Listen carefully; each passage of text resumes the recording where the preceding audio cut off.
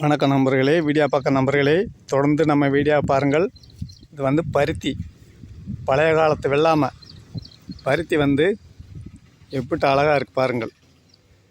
வந்து தேனி மாவட்டம் அப்பிவெட்டியில்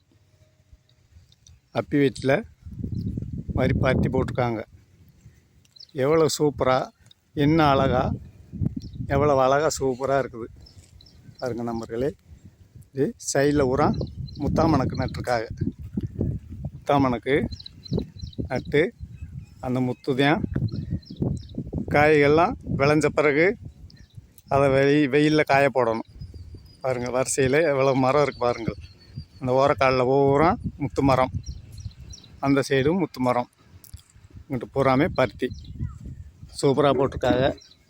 போட்டு இது வந்து பழைய காலத்து ஆடைகள்லாம், நூல் சீலைகள், இப்படி சாதா துணியெல்லாம் இந்த பருத்திகளில் உருவாக்குவாங்க. அந்த மாதிரி இப்போ வந்து அருமையாக இருக்குது. இந்த முத்தாமணக்கு விதையெல்லாம் காய்ஞ்ச பிறகு எடுத்து அதையும் விளக்கெண்ணெய் உருவாக்குறது. விளக்கெண்ணெய்கள் அதெல்லாம் குழம்புல தாளித்து சாப்பிட்லாம், மண்டைக்கு தேய்க்கலாம். இப்படி கண்ணில் செத்த விழுந்தாலும், மண் விழுந்தாலும், கண் உறுத்திக்கே இருந்தாலும் ஒரு சொட்டு எடுத்து நம்ம தொட்டு வச்சுட்டு தூங்கிட்டோம்ட்டா அந்த கண்ணில் இருக்கிற அழுக்கு, தூசி, என்ன இருக்கோ, கல், மண் என்ன இருந்தாலும் எடுத்துரும். அவ்வளோ ஒரு பவர் இருக்குது அந்த விளக்கெண்ணெய்க்கு.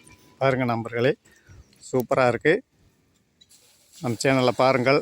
தொடர்ந்து இப்படி நாங்களும் கூலி வேலைக்கு போகிறவங்க தான். இந்த சம்சாரிகளுக்கு பக்கப்பலமாக இருந்து நாங்களாம் கூலி வேலை செய்கிறோம். கூலிக்கு தக்கன எங்களுக்கு உழைப்புக்கு தக்கன சம்பளம் கொடுக்குறார்கள். நாங்கள் இந்த மாதிரி சின்ன வயசுலேருந்து இந்த மாதிரி வேலையெல்லாம் செஞ்சு இந்த கிராமத்திலே வளர்ந்து இந்த மாதிரி இருக்கோம். வீடியோ போட்டிருக்கோம். புத்தம்பட்டிக்கும் அப்பிவெட்டிக்கும் இடையில் இந்த பருத்தியெல்லாம் போட்டிருக்காங்க சம்சாரிகள். பாருங்கள், என்ன அழகாக இருக்குது நண்பர்களே. தொடர்ந்து பாருங்கள். விவசாயம் பிடிச்சிருந்தா ஒரு லைக் பண்ணுங்கள். மைக்குட் வில்லேஜ் உங்கள் சேனலுக்கு சப்ஸ்கிரைப் பண்ணுங்கள், மறந்துடாதீங்க. வணக்கம் நண்பர்களே.